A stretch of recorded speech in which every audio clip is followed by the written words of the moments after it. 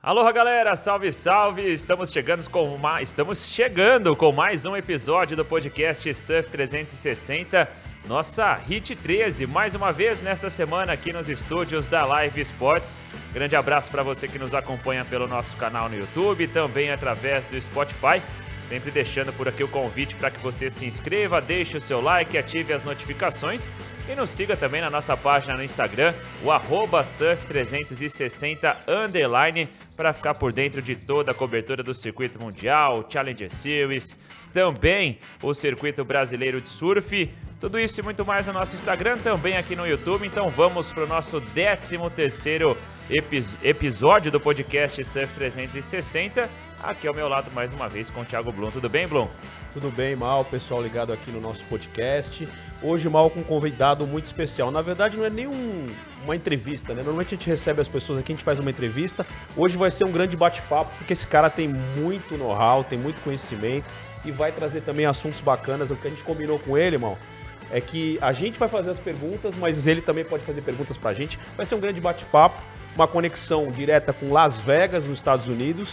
Ícaro Cavalheiro, trabalhou muito tempo com WCL, trabalha como Head Judge, é um grande convidado e vai ser um grande bate-papo hoje.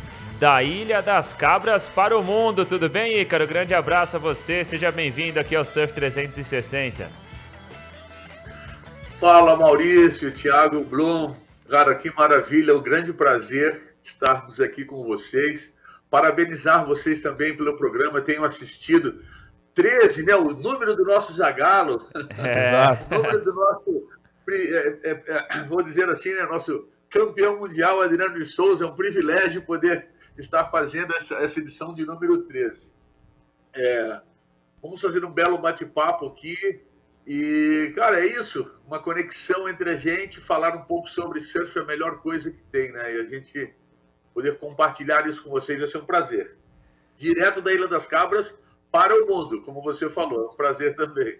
Para o mundo, da Ilha das Cabras e hoje vivendo em Las Vegas. Conta um pouquinho mais pra gente, Ícaro, né? Claro que a gente vai detalhar também tudo que foi feito por você em tanto tempo de trabalho também com a Liga Mundial de Surf. Mas hoje, como é que funciona a sua rotina? A gente até conversava um pouquinho aqui antes do programa, né? Como é que você encontra um tempo para também descer, arrumar um tempinho na sua agenda para surfar? Como é que tem sido essa sua rotina em Vegas aí ultimamente?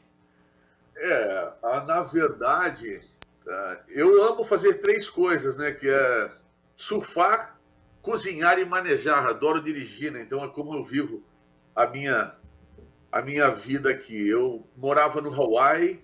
Aí, em 2013, assim que a WSL saiu de Gold Coast e veio para Santa Mônica, na Califórnia, eu vim fazer um programa, né? Vim fazer a primeira transmissão, na verdade, ao vivo em 2014, quando da Gold Coast, que o Gabriel Medina acabou vencendo aquela etapa e sagrou-se o primeiro campeão mundial, né? O brasileiro, e ele, na verdade, foi o último campeão mundial da era ASP, né? E eu fiz aquele campeonato fazendo o broadcasting, né? A transmissão ao lado do André Gioranelli, que nós fizemos em 2013 as etapas de Haleiwa. O pessoal gostou bastante, que era, na verdade, eram uns 10 mil Prime naquela época, né?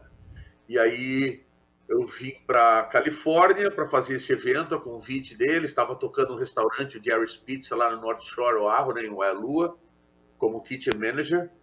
E aí, cara, aconteceu que o campeonato atrasou por 9 ou 10 dias, né? Não sei se vocês lembram, pela falta de ondas em Gold Coast. Não é só no Rio que deu aquela falta de ondas, já acontece ao redor do mundo.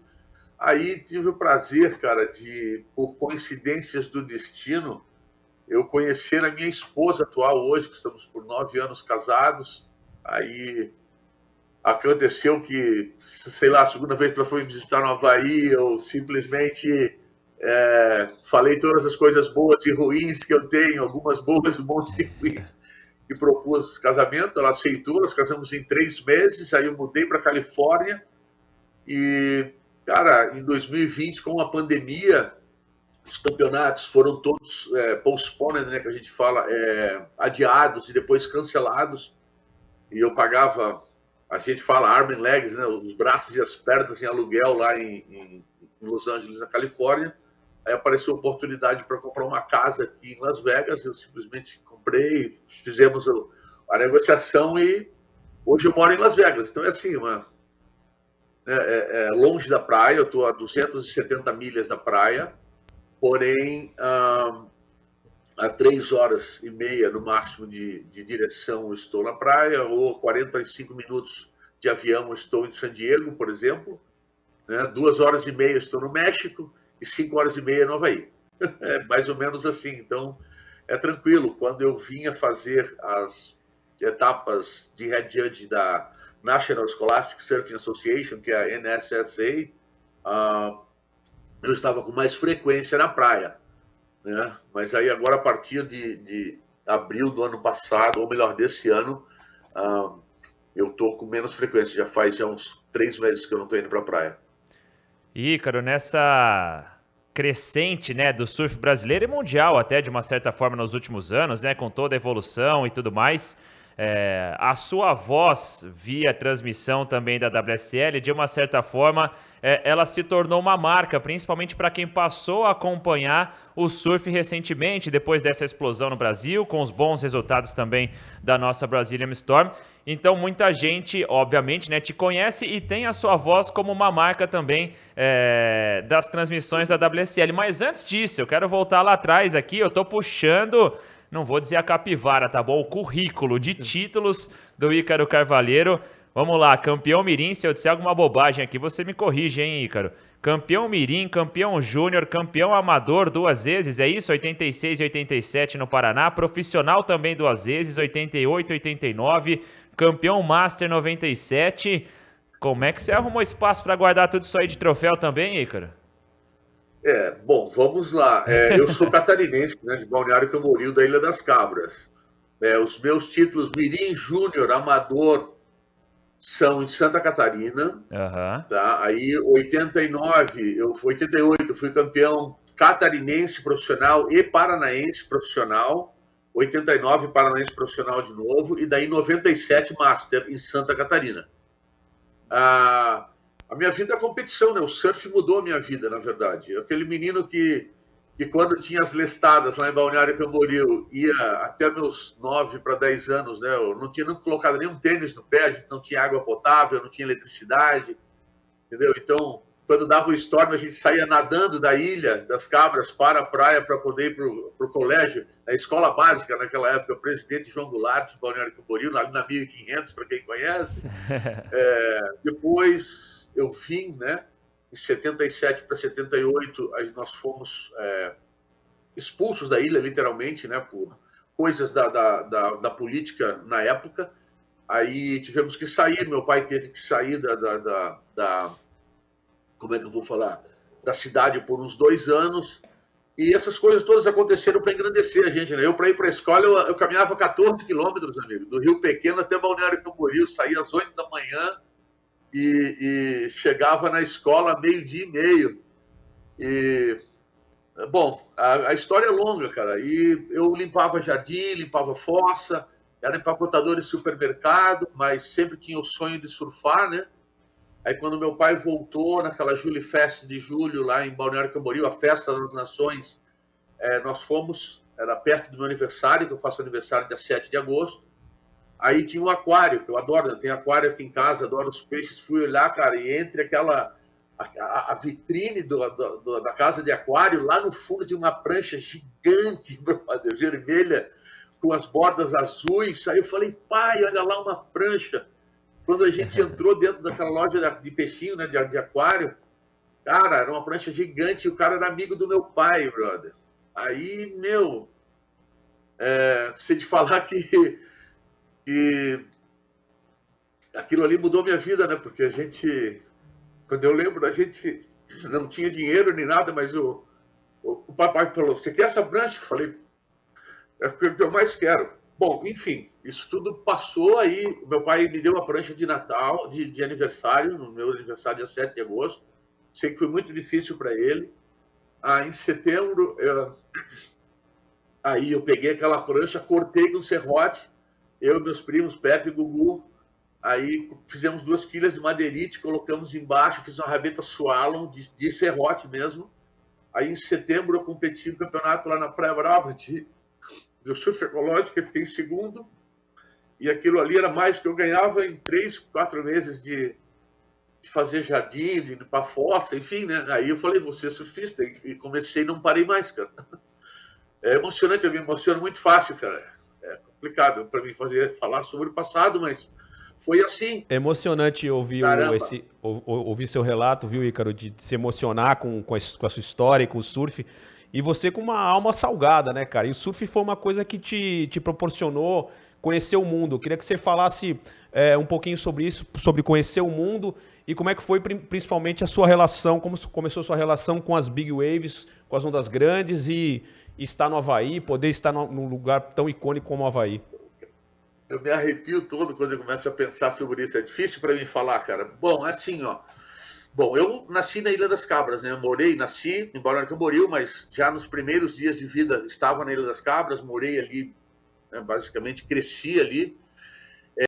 E do lado, cara, tem o Parcel. O Parcel é um pico que fica a 1.500 metros da praia. Agora fizeram um alargamento, fica um pouco menos, né? Mas ali eu via o Lâmpada, o Saulo, o Havaiano, enfim, aqueles caras surfando aquelas ondas gigantes, né? Ao lado da ilha, mais para fora um pouco, ao lado norte. E eu falei, um dia eu vou fazer isso, um dia eu vou fazer isso. E, sei lá, as ondas grandes para mim, né? Claro que eu não, na minha época eu não cheguei a surfar um chopo gigante, mas ou surfar, como que eu vou dizer assim, um Nazaré, né? Que na nossa época não tinha.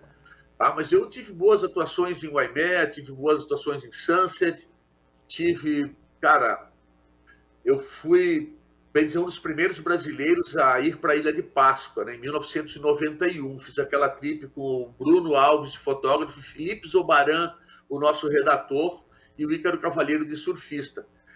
E daí nós chegamos lá no Tahiti, a gente encontrou o Barton Lynch, que era casado com uma brasileira na época, o VT David, Rosaldo Cavalcante, Rob Page, Stuart Bedford Brown. E, cara, foi uma trip assim que pegar Teahupo, pegar Tapuna, pegar todas as ondas que nós pegamos naquela época, ondas desconhecidas, né? Tendo como Cicerone VT a Davi, que me liga até hoje, no meu aniversário, ele está sempre me ligando, nós somos muito amigos. Legal. Cara, coisa que não tem preço, né? E sair, né, do Brasil, assim, o que mudou a minha vida, eu acredito muito, cara, foi em 88, eu ter saído de Balneário Camboriú e ido morar para o Guarujá, porque naquela época o eixo Rio-São Paulo era onde estava o dinheiro na época, né? Tem uma onda chamada Mataveri, na Ilha de Páscoa, que eu fui o primeiro surfista no mundo a surfar, tá? À esquerda, que hoje é super famosa. Ninguém tinha surfado aquela onda antes do Ícaro Cavalheiro, tá? Só para que vocês tenham a notícia disso aí. Enfim, e sozinho, né, cara? O Bruno... Aí, na Ilha de Páscoa, cara, chegou o Paulo Esteves de bodyboard, carioca, que era da Baitico também, e o Xandinho, que faleceu num acidente de carro na Europa. Não sei se vocês lembram. Sim. Do bodyboard. Esses caras são malucos, do para 25, 30 pés no peito de bodyboard. Eu falei, só em pé. Aí eu tinha quase 100 pranchas já na época, eu estava com uma 8,10, uma 8,0, as outras pranchas quase quebrei quase tudo. Saí de lá só com catoca de prancha, do Tahiti, da Ilha de Páscoa, por 42 dias, cara. Loucura. Foi fenomenal. Legal. Aí, aquelas ondas desconhecidas ainda, tipo, na época, Fiti e Fari, na ilha de Huahine, cara, ninguém pegava, sabe? Eu chego na direita de Fari, de Fiti, cara, tá o Rob Page pegando tubo de backside, o cara remava quase em cima das pedras, a onda vinha, tipo, a 3 pés, quando batia na bancada, ia para 6 pés, rodando lá na frente, a onda não toca, e você sai. Eu fui daí, em vez de ir de avião, nós fomos, cara, de balsa, dentro do navio, a noite inteira, ali tem as caminhas, a gente pegou, cara, um cheiro de suor muito forte, mas já fiz amizade com o cozinheiro do deck, já passei a cozinhar para todo mundo ali, conheci todo mundo dentro do navio, não dormimos, chegamos já direto pro surf, cara, e foi dessas trips assim que fazem a gente gostar do esporte, né? Viver adrenalina. Ícaro, eu queria ouvir agora de você, quando começou essa sua relação com a WSL, né? A partir de que ano que você passou a ter esse vínculo com a entidade que hoje é a responsável pela principal liga de surf em todo o mundo? Como foi o início também dessa sua trajetória na WSL? Bom, as pessoas acham, cara, que para você chegar no mundo do surf, entrar e se tornar juiz, ser um cara que vai determinar o futuro dos atletas, é simplesmente chegar lá, competir em 2 campeonatos, entrar, sentar o bumbum na cadeira e começar a julgar. Não é bem por aí. A minha história dentro do esporte começa nos surf treinos, cara, da Praia do Tombo. Na época que o surf brasileiro começou a dar um down muito grande, né, com falta de eventos, o Tomboy Surf Club, né, que não é Tomboy Surf Club, mas os surfistas da Praia do Tombo, nós realizamos um surf treino, tá? Realizávamos. Aí nós pegamos o auxílio do Sérgio Gadelha para nos ajudar no julgamento, mas a nossa ideia era que todos os atletas, e nessa estava Paulo Kidd, Jojo de Olivença, Tinguinha, Amaro Matos, Neno Maltos, Paulinho do Tombo, Magnus Dias, Quias de Souza, Jair de Oliveira, Marcelo Naná, Márcio Dias, que é o irmão do Naná, enfim, cara. Tem tantos atletas que o William Diegues, tinha gente de tudo que é lugar, enfim. Aí, como nós fazíamos? Nós corríamos as nossas baterias e daí depois da bateria a gente sentava para julgar e o Gadelha dava uma assessoria para a gente ali, né?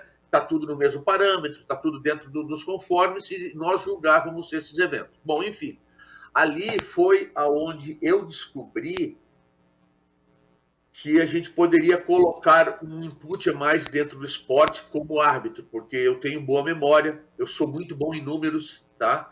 E para se tornar um árbitro de qualidade, as pessoas, os surfistas, cara, tá? Eles precisam observar a onda, ver a performance do atleta e transformar essa performance em nota. Você entender isso de uma forma nua e crua, direta e objetiva, sabe? Analisar o que fez. E nós tínhamos um critério de julgamento na época, onde os atletas que faziam quantidade de manobras e distância percorrida ganhavam daqueles atletas que davam um aéreo, que davam um layback, que faziam manobras diferenciadas, como o da Figueiredo, o Plínio Ribas, enfim, e outros tantos atletas, e não eram bem reconhecidos quanto a isso. Ali deu aquele clique, sabe, lá no surf treino da Praia do Tombo. Bom, enfim, eu estava quase em término de carreira, quase tentando me aposentar, porque eu falei, não vou esperar eu estar de bengala, né, já perdendo, a molecada vinha, né, destruindo, o Peterson, o Neco, aquela molecada vindo mesmo a milhão, né? Então a gente pegou aí Guilherme Erdi e tantos outros atletas, né, que vieram, né, destruindo as ondas. Enfim, mudei-me para Balneário Camboriú de volta, porque eu morei por 11 anos na Praia do Tombo, comprei casa aí no Santa Rosa, que ó, agradeço demais, disputei o título paulista por 3 temporadas, ganhei campeonatos na Praia do Tombo, ganhei Maresias Grande, fiz finais em Tamambuca, do circuito Encontro Vigor, enfim. Quando eu cheguei em Balneário Camboriú, depois de voltar do Guarujá, lá em 1997, aí a SBC, né, me convidou para julgar um campeonato local, amador. O que aconteceu, cara?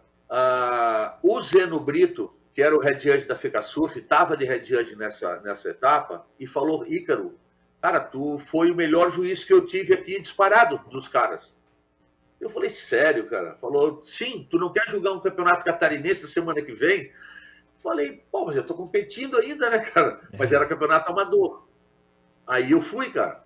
Aí, de novo, o Zeno Brito, Jordão Bailo me vira e fala, cara, tu é muito bom. Tu é o cara que tu acabou de ser profissional, tá ganhando ainda. Naquele ano eu fui campeão catarinense master e fiquei top 5 no profissional, dentro do circuito catarinense profissional. E vocês lembram uma etapa que teve em 1998, cara, para 99, 98, foi lá na Praia Brava, etapa do Brasileiro, onde o Tinguinha Lima, se não me engano, ganhou, fez a final com o Fábio Silva, se eu não me engano, tá?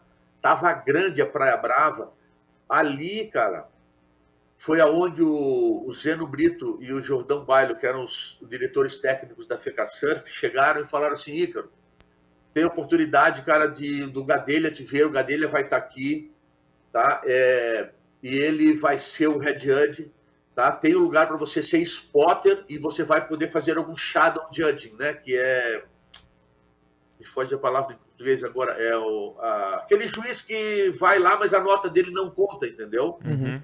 Bom, enfim, cara, eu fui lá nesse campeonato, abri a mão de correr, porque eu era top catarinense, eu entrava já como aquele back 14, que era na época, diferente formato de hoje, né? Eu já entrava lá na frente. Eu abri mão de competir, porque eu falei, cara, eu tô vendo uma chance o surf, eu tenho muito mais a dar pro surf do que eu já fiz até agora, entendeu? Então, havia aquela porta aberta. O que aconteceu? Eu peguei, cara, e fui. Pô, o Gadelha me viu jogando 2, 3 baterias, já me convidou para jogar a etapa do Brasileiro na outra semana. E assim eu comecei. Mas só que antes de tudo isso, cara, eu fiz as etapas do circuito catarinense, circuito de Balneário Camboriú da SBC, amador, mirim, aquelas grommets, cara, todas, como juiz, depois como head judge, muitas. Ali onde você aprende, ali onde você separa o joio do trigo, sabe? E vai descobrindo os talentos também, sabe? Aí, no campeonato onde o Marco Quiluco fez a final com o Trent Munro, lá no Rio de Janeiro, eu estava competindo profissional que teve 2 semanas antes em Itamambuca, machuquei o meu joelho, cara. Aí o Mãozinha, o Alexandre Mãozinha, que fazia da Beat Bite, naquela época trabalhava com o Manuzil, falou: Ícaro, o Gadelha assim, ó. Eu me machuquei e falei: Gadelha, cara, tô machucado, vai ter um campeonato no Rio, o Perry Hatch, o head judge da SP na época, vai estar lá, cara, me arruma um jeito de eu ir, cara. Me arruma um jeito de me colocar naquele campeonato, que eu tenho que ver como esses caras trabalham. Cara, na verdade eu tava mal assim, né, que eu tinha me machucado, tava de joelheira. Cara, o Alexandre Mãozinha pegou, me deu a passagem dele de Ubatuba para o Rio de Janeiro, me deu o telefone do Maurício Bochecha, nem conhecia o Maurício Bochecha, e falou: tu vai ficar na casa desse cara aqui, chega na rodoviária e liga para ele. Eu falei: meu Deus do céu. Bom, enfim, cara, foi isso que eu fiz. Aí cheguei lá no Rio de Janeiro, fiquei na casa do Bochecha, os caras que montavam o palanque, que o campeonato começou lá no Canto do Recreio, terminou no Arpoador, não sei se vocês lembram disso, tá? Lá no ano 2000 já, daí já estou no ano 2000, tá? O que aconteceu aí jogando Campeonato Brasileiro, Catarinense, pegando experiência, no ano 2000, aconteceu esse campeonato lá, e quando o campeonato foi para o Arpoador, cara, eu pegava carona no caminhão das ferragens que montava o palanque, amigo. Os caras paravam na Avenida Sernambetiba, lá no Rio de Janeiro, eu saía de manhã cedo, esperava, os caras lá paravam, me pegavam e me levavam para o campeonato, para o lugar para onde fosse, tá? Ali, o Gadelha conseguiu para mim, naquela época, a alimentação e o uniforme do campeonato, para mim ficar lá em cima. Tudo bem. E eu comecei a dar minhas notas ali, sem contar, só atrás, observando. Aí me apresentaram para o head judge, que era o Perry. Meu inglês era zero, inglês só de viagem que eu fiz para a Europa, para os lugares, mas com os amigos, né? Que tu nem... Enfim, rapaz, eu sei te dizer que um dos árbitros, o Tim Marshall, tá, na época australiano, o cara passou mal à noite. Ok. O cara passou mal à noite, foi para o hospital de manhã cedo. Cheguei no campeonato, tá faltando um juiz. Olha só, lá no Canto do Recreio. Aí os caras diziam: não, chama o fulano que é lá de Niterói, tá, que julga já SP, que não sei o quê, para vir aqui substituir, porque o cara não vai poder estar no hospital, não vai poder vir o dia inteiro. Cara, o Perry Hatchett chegou e falou assim: não. O cara que mora aqui no Rio podia estar aqui todos os dias, não apareceu aqui uma vez. Vai sentar, o Ícaro vai sentar, que está julgando melhor que meus juízes. Cara, botou para sentar lá, julguei aquele dia, terminei o campeonato julgando, cara, e de lá não saí mais do circuito mundial até o ano passado. Caramba, aí, que história bacana. Aí, cara, aí tive a oportunidade, nós fundamos, tá, em 2003, o International Judge Committee Member, que era uma comissão internacional de árbitros de surf, criada pelo Perry Hutch, por mim, e daí era Jeff Klugel e o Michael Ginsberg, A gente fazia isso. Quando entrou essa nova direção, que saiu o Perry, que entrou o Richard Porter e o Pritamo, eles acabaram com isso. Naquela época, a gente fazia, cara, tentando padronizar o sistema de julgamento a nível mundial, entendeu? Para que todos tivessem o mesmo parâmetro, a mesma visão e a mesma interpretação do critério de julgamento. Então, os livros, muitas das partes dos critérios de julgamento que tem hoje ali, teve o dedo do Ícaro Cavalheiro dentro disso, tá? Dos sistemas de interferência, bem dito assim, ó, que na verdade, cara, a gente levou o sistema de replay junto com o Mano Zil, tá? Para a SP na época. Nós levamos sistemas de 2 head judges. Eu tive a possibilidade de ter, naquela época, onde a perna europeia dos QS era a perna mais difícil do mundo, tá? Para se julgar e para se competir, junto com a perna brasileira do circuito QS. Começava no Uruguai, ia para a Argentina, vinha para o Brasil, para o Nordeste, acabava na região central, vocês lembram dessa época? Onde nós tínhamos Cristiano Espirro, Armando Daltro, o Rodrigo Pedra Dornelles, Raoni Monteiro entrou, Léo Neves, cara, nós tínhamos 11 representantes do circuito mundial brasileiros, e o circuito da perna do QS era o mais forte. Enfim, deu problema na Europa, me convidaram para ser o head judge da Europa. Fui head judge da Europa naquela perna complicadíssima. Nós começávamos em julho em Newquay, na Inglaterra, aí passávamos para Turso, na Escócia, nós tínhamos França, Biarritz, Lacanau, chegou, e terminávamos, íamos para Zaraut, terminávamos em setembro nas Ilhas Canárias, cara. Tá, então, aí, essa experiência. Aí, cara, chegou uma hora que eu comecei a passar o meu bastão, entendeu? Aí, o Lula tinha se formado como advogado em Balneário Camboriú, né? Íamos perder ele para a advocacia. Eu falei, não, cara, vem para julgar. E chamamos o Lula Pereira para julgar, depois veio o Luiz Antônio, enfim, os representantes do Brasil. Eu fiz a minha parte ali full time até 2012, cara. Até 2012 eu fiz a minha parte full time dentro do circuito mundial. Depois eu deixei para a nova geração entrar e fazer, porque eu nunca quis... as coisas você não tem que pegar o seu conhecimento, manter para você, mas sim spread the knowledge, né? Ou seja, compartilhar o conhecimento. A minha ideologia para julgar é o seguinte, cara. Quando eu tenho uma equipe, você tem que entender como funciona a mentalidade, porque cada indivíduo é um em particular. Quando você vê uma árvore, não tem uma folha igual a outra. Nós somos seres humanos, nós somos um indivíduo diferenciado um dos outros, com as mesmas características e propósitos. Assim que eu vejo. Para você se tornar um bom juiz, além de tudo, você tem que ser, cara, um bom psicólogo. Para ser um head judge, você tem que entender os 5 sentidos, auditivo, visual, sensitivo, gustativo, como as pessoas absorvem a informação, porque cada um é um indivíduo em particular. Os caras que vão para julgar, cara, para mim, deveriam estar recebendo, no circuito mundial WSL, deveriam estar recebendo $10 mil por cada evento. Porque eles deixam a família naquela época, o campeonato começava dia 3 de janeiro em Gold Coast, na Austrália, né? E na Austrália, com os QS Primes, e depois, em março, ali, os CTs na época, né? E termina dia 20 de dezembro no Hawaii. Você passa o ano inteiro longe da tua família. Tá? Eu perdi meu filho crescer. Meu filho tem 35 anos hoje, cara. Perdi a idade dele ali de 2002 até 2012, 10 anos, cara, que eu perdi meu filho. Simplesmente isso, cara. Sabe quando você... Teve 4 anos que eu fiquei máximo em casa 20 dias. E naquela época a gente ganhava $800 por campeonato, tá? 800. Mas a gente formou algumas coisas. Hoje os árbitros ganham basicamente bem. Eu acho que deveriam ganhar muito mais. Né? E deveria ser feito... trabalho, cara, de formação de árbitros, sabe, cara? Não, hoje em dia, cara, infelizmente, perderam a essência, as coisas desvirtuaram para um lado que eu não quero nem falar, cara, porque é longa a história, vai longe, viu? Era isso que eu ia tocar, com a sua experiência, com toda essa história que você contou pra gente, Ícaro. Por que você acha, ou se você tem uma informação, ou se você tem já uma opinião formada, por que hoje em dia dá tanta polêmica arbitragem, principalmente nos campeonatos mais importantes? Incompetência. Do head judge, dos juízes, de quem? Incompetência do head judge, cara, medo de perder as posições dos juízes que são fixos deles. Não é opinião formada, isso é fato. É fato. Tá? Primeiro, cara, eu não quero ser melhor do que ninguém. Se me convidarem para ser head judge hoje, eu não vou, porque não é isso que eu quero para minha vida mais. Eu já passei por essa fase. Mas a gente tem muito conhecimento para poder compartilhar. Eu escutei o seguinte, de um dos head judges assim, mas o juiz quando chega na WSL tem que estar na SP para julgar, tem que estar pronto. Mas estão crus. Eles estão crus. Se não tiver alguém que mostre o caminho, que mostre o trilho do trem, hoje, tá?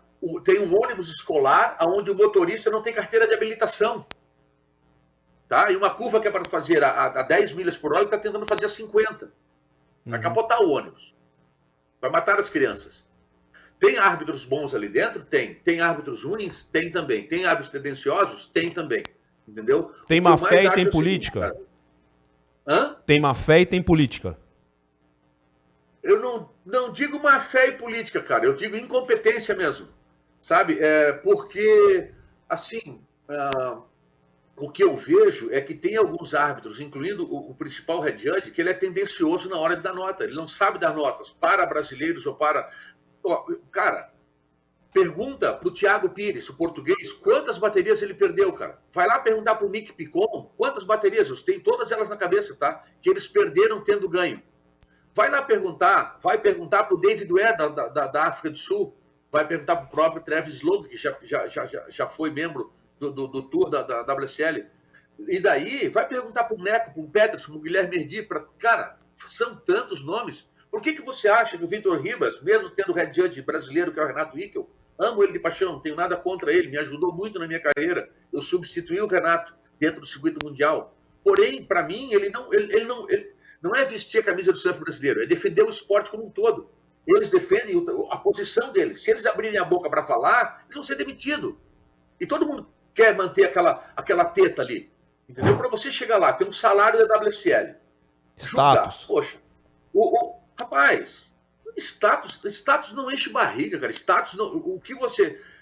Bom, se fosse por dinheiro, eu não tinha saído da WSL, meu amigo. Porque não pensa que eu não perdi dinheiro. Hoje eu tenho 70 mil dólares a menos na minha conta bancária por ano. Você acha que eu tenho que trabalhar 16 horas aqui por dia a mais para mim fazer? Mas eu não é por isso. Eu faço com prazer, porque eu amo o que eu faço. Tu me entende?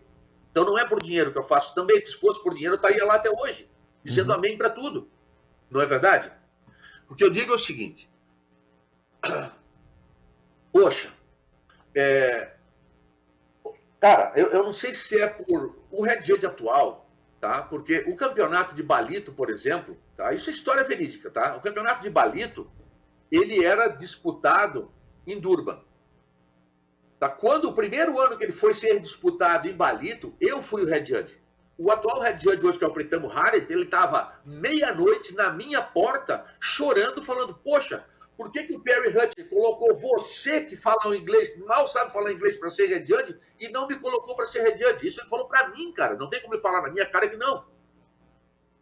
Eu falei, cara, a tua hora vai chegar. E chegou. Quando chegou, não sabe aproveitar, cara. É tendencioso. Sabe? É tendencioso. Não sabe julgar caras. Assim, ó, eles leem muitas revistas, cara. Isso é o que eu sinto. Leem muitas revistas, estão toda hora na mídia olhando isso e aquilo. E daí, esse aqui é a nova sensação da Austrália. Poxa, isso que eu ia te perguntar. O Quero tá falando que ele vai ser campeão mundial. Isso aí entra no consciente dos caras, os caras chegam lá e dão nota para ele, 1 ponto, 1,5 ponto, meio ponto, toda hora mais. Isso que eu ia te perguntar, Ícaro. Isso que eu ia te perguntar. Isso que eu ia te perguntar. Você citou alguns nomes aí, Travis Log, alguns nomes que não venceram, né? O Thiago Pires. Quer dizer, esses caras, a incompetência desses caras e Jeremy Flores, pergunta Jeremy Flores, cara. Vai lá perguntar pro Jeremy Flores, meu. Mas o mau julgamento. Vai lá perguntar. O mau julgamento tá aí quando entra um cara com um nome, o cara já entra com uma vantagem tendo um nome ou tendo o novo australiano ou o novo americano. O Griffin é o cara da vez. Vão dar mais nota pro Griffin por conta disso, é isso? Cara, é um inconsciente coletivo, cara, que trabalha. Ninguém vai lá, nunca ninguém ofereceu para mim, oi, cara, vou te dar, eu te ofereço tanto para esse cara ganhar isso. Então fazem isso com eles também lá em cima. Tá. Tu entendeu? Entendi. Mas o negócio é que aqueles comentários, aqueles papos de bastidores, porque o Conor Coffin agora toca porque tá fazendo o negócio aqui no WSL pro Hip não sei das quantas lá, porque não sei o quê, porque é da Hip Cool. Porra, o cara pega numa onda que vale 6, os caras dão 8, meu irmão. Uhum. Dentro do escritório da WSL, cara. Eu trabalhando como locutor, na minha folga, uma onda do Conor Coffey. Todo mundo lá aplaudindo e tudo, e eu olhando, comendo na minha folga. Eu falei, cara, os caras estão comentando essa onda como se fosse 8. Se eu tivesse sentado e julgado, eu dava 5,5. Tá. Olha o que aconteceu. Rapaz, caíram na besteira de perguntar, Ícaro, e aí, o que tu acha? Tu quer uma análise técnica? Olha, fui honesto, né? Eu falei, se eu tivesse sentado, cara, eu daria um 5,5. No máximo, pegando tudo que tem de bom, 6 pontos. Não, porque tu tá louco, porque não sei o quê, porque olha, a onda foi linda. Falei, tudo bem, vamos esperar. Cara, saiu 5,93 a média. Os caras, nossa, porque esses juízes estão loucos, a onda foi linda, as manobras foram bonitas. Eu falei, e onde é que tá a boniteza, a lindeza, tá, que é score? Aonde está nos critérios de julgamento que jogar água mais alta significa que você utilizou mais técnica, mais borda, mais força? Entendeu? E aí, então, e aí o fato... Já sai, cara, assim, sabe, pessoas leigas que... Quem é leigo, cara, não vai esmiuçar uma onda nos mínimos detalhes para soltar uma nota. Tu acha que tudo é muito parecido. E não é. Uns usam truque. Eu hoje, tá, com acima do peso. É difícil para mim subir na prancha, mas se eu subir, eu pego a mão de backside, por exemplo, eu cavo, se eu quiser só jogar água, eu só boto a prancha reta, o lip bate, me joga para baixo, e bate, e me joga para baixo, eu vou fazer 5, 6 manobras jogando água lá no céu. Agora, eu quero ver tu descer, cavar, usar uma borda, vir trocar de direção e fazer a manobra inteira como um 8. É outra técnica utilizada. Às vezes pode não jogar tanta água, mas o que coloca de técnica e precisão e força e amplitude de manobras é muito maior do que um cara que vem fazendo manobra de fundo de pontada. Simples assim. Uma outra pergunta, mas essa é um pouquinho mais incisiva ou invasiva. Você acha que o fato da WSL ter se mudado para os Estados Unidos e os Estados Unidos não proporcionar, não ter um grande nome pós-Kelly Slater, eles estão sentem uma necessidade, entre aspas, de ter um americano brigando? Passou Colorandino, você falou de Conor Coffey, nenhum dos dois conseguiu. O Color passou o circuito sem conseguir uma vitória sequer. O Conor já está fora do circuito. E agora o Griffin. Você sente que a WSL precisa de um americano no topo? Olha só, isso não chega e tem que, olha aqui, a gente vai ter que fazer o americano campeão mundial, tá? Primeira coisa, o Griffin Colapinto, cara, é um excelente surfista. Concordo plenamente. Muito. Concordo. Tá? O cara é um dos melhores surfistas dos Estados Unidos, é o melhor americano na atualidade. Fácil. Ponto. Você assistindo ele, Felipe Toledo, lá em Drestles, o Colorandino não chega nem nos pés. Concordo. Tá? Bom, agora é o seguinte, o mercado a nível mundial, cara, tá? Eles estão engasgados com as vitórias do Brasil. Os juízes, cara, na verdade, o head judge lá, ele não consegue ver mais vitória de brasileiro. É nítido isso, cara. Porra, a gente tenta e não consegue. Sabe por que eu digo isso? Porque assim, ó, o julgamento tem 5 juízes, tá? E tem um head judge que direciona. Por exemplo, como que você vai explicar para mim? Vamos voltar na etapa do Rio de Janeiro, aonde, por exemplo, o Ethan Ewing ganhou a bateria contra o Caio Belli e contra o Rio Aidar? Vocês querem um exemplo do que é a tendência ou do que é o head judge ser inoperante dentro de uma bateria ou não? Foi naquele caso. Por exemplo, tá? A bateria começa, certo? O Ethan Ewing pega ondas de backside, faz 6 e pouco, 7. O Rio Aidar pega as ondas para a direita, usa a borda, faz manobras inovadoras e progressivas. E no final das contas, certo? A bateria foi decidida, se eu não me engano, por 0,07, certo? O que eu acho é o seguinte, cara. Na última nota, na nota decisiva, o head judge deveria chegar e falar assim, ó, gente, olha só, agora eu posso buscar aqui para ver rapidinho, para não falar besteira para vocês, porque eu fui chamar, né, a gente tem que chamar e mostrar o coisa, por exemplo, peraí, deixa eu pegar aqui, rapidinho, tá? A gente for para a etapa do Rio de Janeiro, a gente vai aqui para a etapa do Rio de Janeiro, aí nós vamos na bateria do round de abertura masculino. Tá? A bateria foi a bateria de número 1, a gente vai para as ondas, certo? Quando deram a nota 6,50 na terceira onda, certo? Do camiseta vermelha, que era do camiseta... Pera só um pouquinho, peraí, deixa eu voltar aqui. O Ethan Ewing estava de vermelho, tá? O 6,50, eles esqueceram, cara, na onda 3, eles esqueceram que na onda 6 do Rio Aidá ele tinha 6,53. Ou melhor, quando eles deram 6,53 para o Rio Aidá, eles esqueceram que já tinham dado 6,50 para o Ethan Ewing na terceira onda. Quando veio a onda 7,43 do Rio Aidá, foi muito, muito, muito superior do que o 6,50 do Ethan Ewing e do 6,53 que já tinha o próprio Rio Aidá. Isso. O Caio Ibelli tinha uma 7 pontos, uma nota 7 pontos na sua quarta onda. A onda do Rio Aidá era 8 pontos, cara. Vai comparar as ondas, deram 7,43. O que aconteceu? Isso abriu margem, cara, para deixar com que o Ethan Ewing, na última onda, ele precisasse de somente, tá? Ele precisasse de somente, cara, 7... peraí. Ele precisava de 7,63. E daí os caras deram, foi a segunda melhor onda da bateria. Eu não digo que aquela onda não foi 7,70. Só que a onda 7,43 do Rio Aidá era 8. Então os caras pegam, tiram meio ponto do camiseta branca e colocam meio ponto para camiseta vermelha. No final, o cara venceu. A bateria foi, olha, 0,07. Foi 14,20 a 14,13. Poxa, volta a tela entre nós três aqui, eu quero ver a cara de vocês. Gente, o negócio é o seguinte, por favor, diretor. Olha só, se nós pegarmos, cara, se a gente vê, escuta o que eu estou tentando explicar. Se nós pegarmos e analisar o campeonato como um todo, o Griffin Colapinto, ele perdeu nesse mesmo round, com camiseta amarela. Certo ou errado? Certo. Foi para o Griffin Colapinto foi lá e não conseguiu passar a bateria. Certo? O que aconteceu com o Griffin Colapinto? Com o Liam e com o Jadson.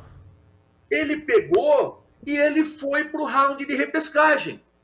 Chegou no round de repescagem e perdeu. Pois é. Eu quero colocar o seguinte, se o queridinho do Red Judge e do Ben Lowe e do Luli Pereira e do Luiz Antônio, e é o queridinho deles mesmo, me desculpe dizer, cara, se ele tivesse perdido essa bateria para o Rio Aidá, primeiro, os caras acabaram com o Rio Aidá, porque o Rio Aidá já ia estar no terceiro round, no round dos 16 melhores.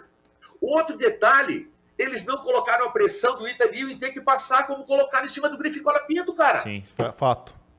Como o Gabriel Medina perdeu, como o Griffin Colapinto perdeu, o Ethan Ewing poderia ter perdido também. E é muito mais fácil, muito mais confortável mandar. Na carreira dos atletas, gente. E muito mais confortável para todo mundo mandar o Rio Aidá para repescagem do que o Ethan, né? Ninguém vai falar nada, né? Por favor, né, cara? Não sei se eu consigo responder com isso para vocês. Olha como é que eu fico, cara, todo arrepiado. Se eu consigo responder para vocês. E o Ethan foi até a final, né? Para mim é nítido, gente. Quando veio... Cara, eu sei os juízes que dão as notas, eu sei a nota que está ali, não precisa de bandeira nem de nada. Eu sei quem deu a nota, porque eu conheço as pessoas que estão lá em cima. Sabe? É impressionante o que está acontecendo no circuito mundial. Cara, agora até o CEO pediu demissão ou foi mandado embora e os juízes continuam os mesmos. O Charlão vai lá na Europa, o Charlão vai lá reclamar com razão, cara. Porque tinha 4 juízes a 1, que o Gabriel Medina foi lesado, o Charlão tomou multa de mais 10 mil dólares, cara. E os juízes continuam lá os mesmos. Não tem nenhuma penalidade para os caras, brother. O que está acontecendo? Por que a Jesse Merle Dyer, por que o Renato Ickel, por que o Pritamo Arendt, por que o Luli Pereira, por que eles se protegem dessa forma? Por quê? Eu queria entender. Eu não consigo entender o porquê. Porque eles prejudicam a carreira de muitos atletas. Aí vai o Jeremy Flores falar, é penalizado. Enfim, para mim é incompetência. Ponto. Sabe? É impressionante, cara. Eu me empolgo falando sobre isso, porque é a minha vida, eu dou minha vida para o esporte. Sabe? E eu vejo a vida dos atletas, o cara mais prejudicado nos últimos 8 anos se chama Gabriel Medina no mundo inteiro. E o mundo sabe disso. Vai perguntar para o Johnny Boy Gomes, vai perguntar para o Martin Lynch. Sabe por que o Martin Potter não está mais lá? Sabe por que o falecido John Chiluka saiu de ser comentarista? Porque não falava aquilo que os caras da WSL queriam que eles falassem. Ou porque Bob Martini saiu do circuito, né? Por que Bob Martini saiu do circuito? Sabe? Então, poxa, aí o Gabriel Medina faz o comentário dele. Poxa, veio o Julian Wilson lá da Austrália, cara, que foi beneficiado pra caramba, tá? pelo julgamento, e ele não foi ser campeão mundial, não foi por falha dele, não, foi por culpa dos juízes. Porque se ele tivesse perdido quando ele deveria ter perdido, isso ia dar mais sangue nos olhos dele. Ele falou, cara, agora eu vou ganhar, agora eu vou ganhar. Não, deram vitórias fáceis para Jordan Smith, deram vitórias fáceis para Julian Wilson, foram campeões mundiais? Pergunto para vocês. Foram? Não. Agora, quantas baterias o Ítalo perdeu, o Gabriel perdeu, o Adriano perdeu, o Felipe perdeu que tinha ganho? Quantas? Que vocês lembram? Algumas. Inúmeras. E quem foi campeão mundial? Foram campeão mundial ou não foram? Sim. Foram. Então, as adversidades se tornam fortes. Os caminhos com pedras, onde você tropeça, cai, levanta, tropeça, cai, levanta, tropeça, cai, levanta. É assim que o bebê aprende a andar. Entendeu? Assim que acontece. Então, bom, gente, se eu for, aí tem que ter programa de 2 horas, né? Desculpa, 1 hora e pouco. Mas você entende? É muito papo, cara, para ver. E o mais impressionante é que ninguém faz nada. É aí que eu quero entrar com você também, Ícaro. Hoje você enxerga que não há o menor esforço da WSL para tentar mudar esse cenário em termos de evolução dos juízes. Não há nada que eles pensem de, talvez a WSL, talvez na visão deles, né, pra gente, e você citando todos esses fatos, a gente tem cada vez mais a certeza de tudo que tem rolado de maneira muito estranha e que levanta, obviamente, essa discussão toda. Mas na visão da WSL hoje, eles não têm uma leitura de que, vamos sentar aqui, vamos conversar, isso está errado, vamos mudar um pouco do que a gente tem feito com os juízes, até pensando em evolução. A WSL não está nem um pouco preocupada hoje? Não acredito que não, cara. Se blindam, se protegem, não sei porquê. Eu não vou citar nomes, mas recebi uma mensagem aqui, O mundo está tonto. Até cego consegue ver. Cada vez menos. Está impossível entender os scores. Esses homens que estão ali não olham para nada, não conseguem ver nada. Está há 25 anos a mesma coisa. Não tem um ar fresh. O esporte não merece isso que está acontecendo. Isso aqui, são mensagens de juízes gringos que vêm para mim. Tá? Então, os caras estão ali há 25 anos, cara. Os juízes australianos, os red judges australianos, estão no comando do poder, do julgamento. E isso se protege de uma forma muito grande. Até mesmo quando o Renato foi red judge, o Renato hoje é mais australiano do que brasileiro. Entendeu? E não estou falando que tem que ser um juiz brasileiro, tem que ser alguém neutro. Como a gente já colocou aqui, né, eu fiz no meu canal do YouTube algumas séries, vai entrar a 3ª agora, tem que ser criada uma comissão de arbitragem a nível mundial para que seja desvinculada da WSL, como aconteceu na Mixed Martial Arts, no MMA ou no UFC, né, onde o Dana White não precisa mais se reportar. Não é ele que comanda, que escolhe, não é ele que comanda, que escolhe os árbitros, né, que vão julgar ali, que vão avaliar os lutadores, mas sim uma comissão internacional de árbitros, aonde vai ser formado desde a base, colocar no critério, assistir vídeos, discutir o que aconteceu dentro das baterias. Né? O que eu acho mais incrível é o seguinte, poxa, os caras vão para o campeonato da piscina, o Gabriel Medina vai lá e faz uma contestação polida, educada, profissional. Poxa, os caras contestam, os caras defendem os caras que cometeram os erros e aqueles que foram lesados passam a ser culpados. E não tem Eu te juro por Deus, cara, se eu sou o red judge, eu vou na frente da televisão e eu falo, olha só, que é o que a gente quer ver. Eu queria ver o seguinte, olha só, a gente deu essa onda aqui para o Grife Colapinto, 8,60, sei lá quanto eu posso buscar aqui, por causa disso. A onda de backside do Ítalo Ferreira foi 8,43 por causa disso. A gente quer ver isso aqui, por isso que ele deu 8,60. Isso aqui, 8,43, foi por causa dessas 2 cavadas em 2 estágios, isso e aquilo. Se fizer isso, não vai ganhar nota. Se fizer isso aqui, vai ganhar nota. Ponto. Mas ninguém fala. Coloca critério, cara. Coloca as claras. Porque eu não quero chegar aqui no meu canal toda hora e sentar o pau no juiz. Tu acha que eu me sinto confortável com isso? Claro tu acha que isso pra mim é ético? Não é, cara. Mas eu também não posso chegar e ficar calado. Porque não tá certo. Entendeu? E não vem ninguém explicar. Sim. E quando eles vão... Rapaz, como é que tu vai explicar o Jackson Baker e o George Smith e Margaret River, né? A interferência. Cara, o Jackson Baker falou na frente. Falou, cara, eu interferi, mas os juízes viram de outro jeito. Poxa! Aí o head judge vai e o analista lá, o australiano Richard Porter, que não sabe, não serve para julgar nem os... Eu não boto aquele cara para... Amigo meu, tá? Mas eu não boto esse senhor para julgar nem os meus grommets, under 10 years. Abaixo de 10 anos, cara. Pronto. Não sabe, não tem técnica. O pior juiz que mais errava nota em todos os julgamentos, cara. E os próprios... Colocaram o cara do head judge, meu. E os Agora próprios... colocaram para fazer análise. E os próprios atletas, Ícaro, não estão recebendo essa informação do que deve ser feito e onde deve ser, o que deve ser feito em cada lugar? Claro que recebem. Só que todos eles recebem. Só que a interpretação do critério de julgamento para o Ethan Ewing, para o Griffin Colapinto é uma, e para o... Cara, não vou nem falar. E pro, deixa eu colocar aqui, vou colocar um. E para o Leonardo Fioravante é outra. Para o Rio Aidá é outra. Interpretação do critério. Por exemplo, cara, tá? A esquerda que deram 7 e lá vai pedrada pro Ethan Ewing. Porra, o cara agarrou na segunda manobra. Se é o Rio Aidá, eles verem que o cara agarrou na segunda manobra. Mas como é o Ethan Ewing, os caras não conseguem ver. Ponto. Simples assim. Entendeu? E o aéreo do Ítalo e Margarete para a esquerda?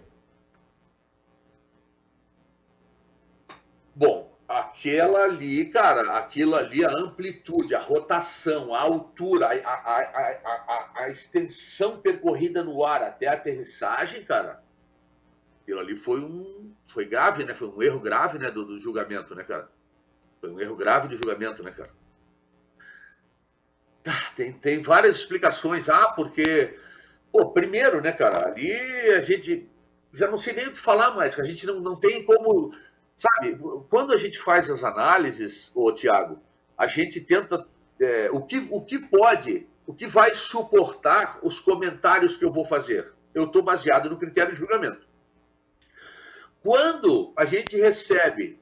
Eles não me passam mais, tá? Mas os atletas que estão lá me mandam o critério de julgamento, que eles não passam para mim, mas eu recebo, certo? Quando eu recebo, poxa, por que eles fazem? Para a primeira bateria, bem, tudo bem, tudo bem, tudo bem. Quando chega indivíduo em 3, 4, 5 atletas, certo?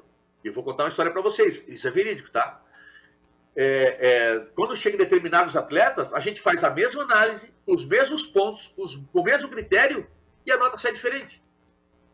Não é que eles erram, é que eles colocam meio ponto a mais aqui, meio ponto a mais ali, tiram meio ponto do outro atleta aqui. O cara que precisava, se eles dão 8 para a onda do Rio Aidá, não era 7,63 que precisava o Ethan Ewing, mas 7,93 ele não virava para 7,70.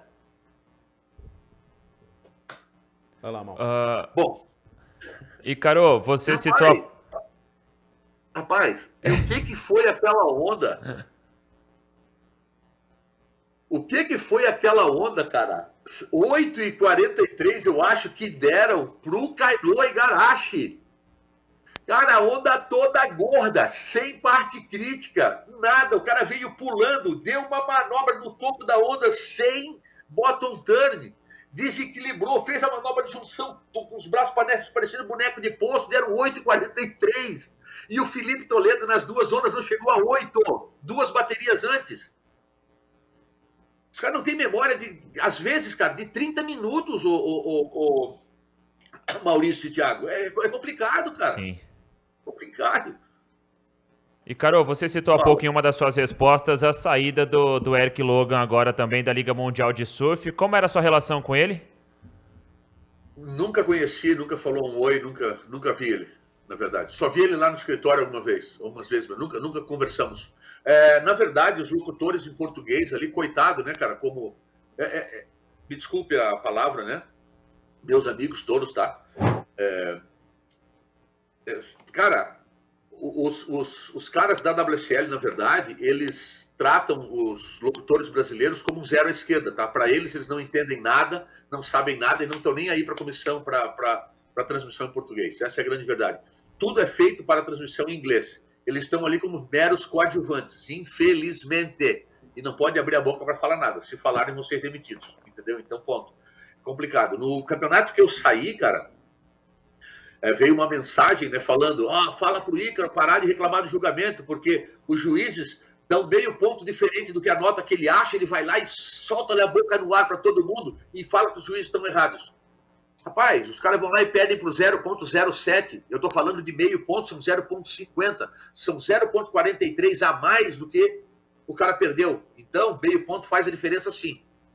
E a gente vê quando a gente faz os comentários e, cara, é impressionante o que está acontecendo hoje, sabe? Por falta de direcionamento e incapacidade, cara, do quadro de julgamento. Essa é a minha opinião. Sim. Tá? Eu te digo uma coisa. Eu pego um quadro lá de Santa Catarina, um quadro aqui dos Estados Unidos, tá? que julga para mim aqui, que são caras que nunca julgaram a WSL e vão lá e fazem um trabalho melhor do que eles, cara. Te garanto. Pode ter certeza. Ícaro, diante de toda essa sua luta, né? Enfim, todos os comentários, a forma como você olha para tudo que é preciso melhorar também dentro da WSL, você acha hoje que de uma certa forma é perseguido pela Liga, mesmo não trabalhando mais na WSL de alguma maneira? Você é persona não grata, não? Persona não grata eu sou, né? Porque eu falo a verdade. Entendeu? Agora, eu não tenho medo disso, cara. Eu não devo nada para ninguém. Quem não deve, não teme. Eu tenho critério de julgamento que me suporta nas coisas que eu falo. Entendeu? Então, eu tô com a consciência tranquila, eu deito no meu travesseiro e eu durmo. Entendeu? Quem tá olhando as mensagens, quem não tá, para tu ter ideia, até as camisetas que eu fiz aqui do evento da piscina tiraram da minha loja virtual, cara. Entendeu? Poxa, a CB Surf querendo usar o Dream Tour, a WSL Sudamérica quer te tirar porque esse é nome deles, isso é nome internacional, cara. Você entende? Então, eu sou persona não grata. Quanta gente foi barrado de entrar lá na mídia no campeonato de Saquarema? Quanta gente que está lá em Saquarema, que estava naquela VIP, que nem subir em cima da prancha sabe. É business? Mas quem faz o esporte merece ser reconhecido, amigo. Entendeu? E merece seu lugar ao sol, sim. Então tem muita coisa, né, dentro do circuito mundial que hoje... E tem mais. Grandes coisas que acontecem dentro da transmissão, hoje, que eles usam de positivo, foi tudo trazido da transmissão em português, tá? Eles copiaram tudo do que, principalmente, o Klaus Kaiser faz lá, porque o cara é bom, tá? O cara é bom. O cara é o melhor do mundo nisso. E os caras copiaram, certo? Uhum. Outra coisa. Se vocês perceberem, gente, o cara das imagens do Campeonato do Rio de Janeiro, poxa, o cara tá terminando a onda aqui, o cara ia filmar, tira do surfista para botar o John Flores entrando no canal, na manobra de junção da onda.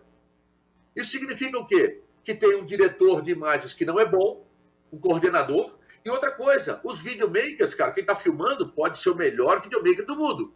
Mas para basquetebol, para futebol americano, para isso, não para surf, porque o cara não entende, não sabe que o cara tá pegando a melhor onda da bateria, vai fazer a junção, o cara vira pro John Flores, e pior ainda, o cara que controla ali a imagem. Então, isso é nítido, mostrando que aconteceu várias vezes isso, né? Vocês se perceberam? Sim. Tá? Então, é nítido ver que tem muita gente que não entende de surf trabalhando ali. Então, é complicado, cara. Sabe? Eu queria ver, na verdade, é complicado as posições, mas... Deixa o CEO lá, mas bota um cara como o Shaw Thompson, como o Barton Lynch, como o Martin Potter, para ser o cara que vai, sabe, cara, que é muita experiência. Trazer todo mundo junto com ele, né? Exato. Gente, explica para mim. Olha só, o campeonato, graças a Deus, né? O Challenge Series vai terminar em Saquarema, o Corona. Não é isso? Sim.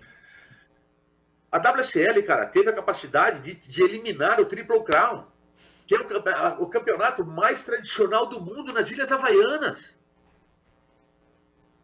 Tudo é pra mídia, tudo é ok? Faz a final, cara. Enterrou, rapaz, com um dia só, com os 8 melhores, com os 10 melhores. Faz em pipeline, mas, poxa, fazer em Trestles, meu amigo, por favor. Terceiro ano consecutivo, hein? Por favor, cara. Hã? O terceiro ano consecutivo em Trestles. Por favor, cara. Não sei se vocês conseguem me entender. Sabe? E inclusive essa questão ela foi levantada quando a gente recebeu também aqui o Ivan Martinho, presidente da WSL Latinoamérica, porque quando a ideia do WSL Finals ela foi vendida, ela foi passada, que seria interessante comercialmente, até em termos de emoção, ela foi vendida como se fosse também um projeto de que cada temporada teria uma decisão em um local diferente. E agora a gente já está indo para a terceira edição do Finals e a terceira em Trestles na Califórnia também. Os brasileiros têm se dado bem, Gabriel e Felipe venceram, mas assim, legal, em termos de resultado, para o Brasil tá tudo ótimo. Mas para a competição a gente esperava outra coisa, né? Eu não estou aqui para defender que o campeão tenha que ser brasileiro. Para mim, o campeão tem que ser o melhor surfista do ano. Não precisa ser brasileiro, tem que ser o cara que foi o mais constante durante o ano inteiro nas diferentes condições de ondas. Cara, na verdade, eu acredito assim, ó, o que o surf merecia hoje era o retorno do Triple Crown, tá? O que o surf merecia hoje, cara, é ter um campeão mundial com pontos corridos, é o que eu imagino. O campeão mundial de pontos corridos fez as 10 etapas, vai ter o campeão mundial masculino, vai ter o campeão mundial feminino. Tá? Eu sou a favor, cara, é muito gasto e tudo, mas aí que bota o CEO, aí que bota os caras para vender os campeonatos, que vendam bem, tá? Aumentar aí. Eu já vou até mais longe, tá? Eu colocaria 64 homens e 32 mulheres. Mas vamos lá minimizar isso, vamos colocar ali uns 48 homens, né? Vamos colocar ali 48 homens, cara, e 32 mulheres, tá? No circuito mundial, faz um circuito corrido, depois pega ali os 16 melhores homens, ou os 12 melhores homens e as 6 melhores mulheres, cara, e fazem um Grand Slam como é no tênis, aí uma premiação grande, sei lá, dá $1 milhão por campeão masculino e feminino e decide o campeão do Grand Slam. Mas na minha humilde opinião, cara, que a gente vive esse circuito, né, vive do surf aí desde o final dos anos 70, eu digo uma coisa, eu acho que o surf merecia coisa melhor, entendeu? E ter o seu campeão de pontos corridos, poxa, é uma sacanagem, né? E com todo o carinho e respeito que a minha amiga pessoal, a Stephanie Gilmore, tá? Ela foi ressuscitada para o circuito mundial do ano passado, chegou na 5ª colocação, não vestiu a camiseta amarela uma vez na temporada, certo? A Carissa Moore liderou a temporada inteira e perdeu o título mundial para a Stephanie Gilmore. Sendo que tem um detalhe muito importante nisso aí, tá? Nem aqui, nem na China, nem em lugar nenhum do mundo, para quem entende de surf, a Stephanie Gilmore venceu a Tatiana Weston Webb na terceira bateria. Aí depois ela venceu as outras duas. Mas ali ela tinha perdido. E daí foi campeã mundial com seu 8º título. Merecido? Merecido, porque ela não tem culpa dos erros, dos hábitos. Mas ali foi a prova real de que não é justo. O que aconteceu? Começa a temporada 2023. A Stephanie Gilmore usa a camiseta amarela na primeira bateria em Pipeline, perde, vai para a repescagem, usa a camiseta amarela na repescagem, perde e não usa mais a camiseta amarela. Então faz 2 anos que ela não usa a camiseta amarela. Inclusive, nesse ano, só usou 2 vezes porque teve o título do ano passado. E aí foi campeão mundial 8 vezes. E ainda está na briga pelo top 5. E pode ser campeão mundial mais uma vez sem vestir a lacra amarela. Explica isso, pai. Não tem nexo, cara. E, Caro, pra gente encerrar, quais serão os campeões mundiais, então, de 2023? Masculino e feminino. Cara, eu acho que vai dar Carissa Moore no feminino. Se deixarem o Iago Dora chegar nos top 5, ele vai ser campeão mundial, senão vai ser o Gabriel Medina. Bons palpites. E aí é uma disputa, né? Porque o Ícaro tá colocando Gabriel e Iago nesse top 5. Um pode tirar o outro, né? E a gente já tem também Chumbinho e Felipe. Sim. Então há um desenho interessante também pro Ícaro. Aí, se for fazer uma análise de cada um, posso fazer. Eu tenho tudo aqui, ó. Tá tudo anotadinho, ó. Vai ter entrevista para mais um programa. Com certeza, com certeza. Algum desses nomes citados vai ficar fora do top 5, Ícaro? Cara, olha, pelo sistema que a gente está olhando agora, tá? Eu não acredito, tá? Tomara que me surpreenda, eu não acredito, infelizmente, tá? Que, já vamos, nome, o Eagle Man, 1 second, ok? Eu não acredito, cara, só um pouquinho, tá, gente? Tá. Eu não acredito, só um pouquinho, é que eu tenho dentista, cara, agora às 11 horas. Eu não acredito, cara, que eles vão deixar o Ethan Ewing e o Griffin Colapinto de fora. Como também, cara, eu não acredito que o Ítalo tenha gás agora para chegar com 27.155 entre os top 5, sendo que o Iago, que é o quinto, já tem 32.120. Tá? Então, acredito que o Caio Belli, na 14ª colocação, e o Ítalo Ferreira podem entrar? Podem. Porque se venceu o Ítalo fazendo uma semifinal e vencendo o Tiago, 2 semifinais, está praticamente dentro. Mas ele é o 11º. Sim. Tá? O Iago, o Caio Belli já praticamente fora, porque tem 21.460 dos top 5. O Gabriel Medina caiu 2 posições para 7º e o John Flores, cara, subiu para a 6ª colocação com 30.970. Agora nós temos Jeffries Bay e Tiago. Isso. Tá?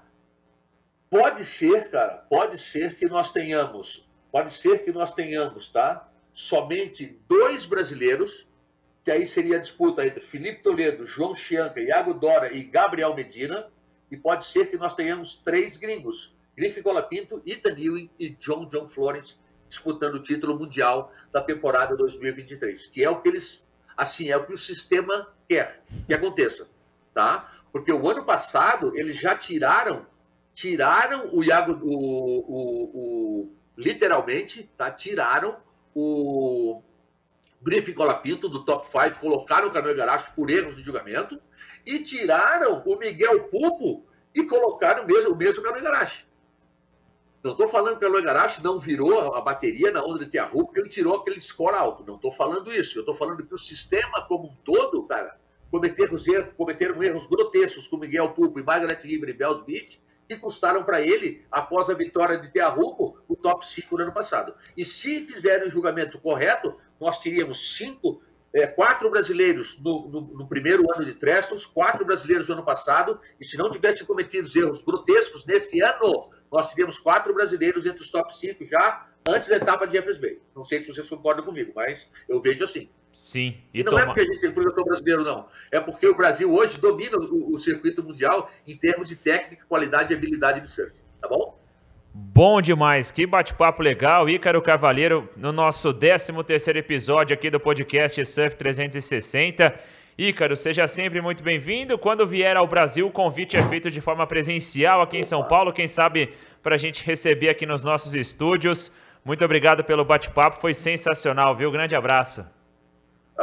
Vão ter que cortar um monte, mas eu sei que, cara, aqui a gente fala com emoção, com um pouco de razão, né, cara, e tentando ser o mais honesto possível. E simples, cara, simples. As coisas para mim são simples, né? É como a vida da gente. Às vezes a gente busca pequenas coisas para tornar a nossa vida miserável, né? Enquanto as coisas importantes realmente é que aquela fé, amor, paixão pelas coisas que a gente faz, fazer com muito prazer é o que vale a pena. Isso que a gente leva e deixa de legado para gerações futuras, tá bom? Beleza, foi um prazer enorme. Tiago e Maurício, cara, do fundo do coração, obrigado por me deixarem falar um pouquinho.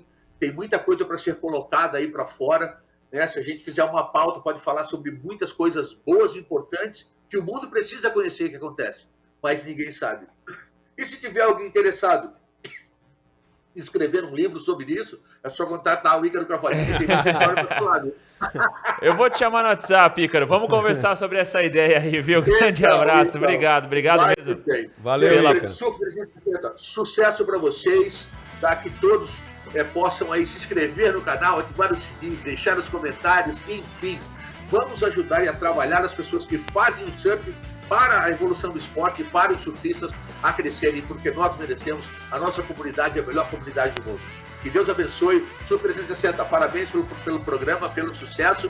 Continue assim e nos vemos em breve, não é isso? É isso aí, já está marcado uma próxima então, convite feito já mais uma vez ao Ícaro Carvalheiro, nosso convidado desse episódio 13 do podcast Surf 360, agradecendo mais uma vez aos nossos companheiros e parceiros da Board House Brasil.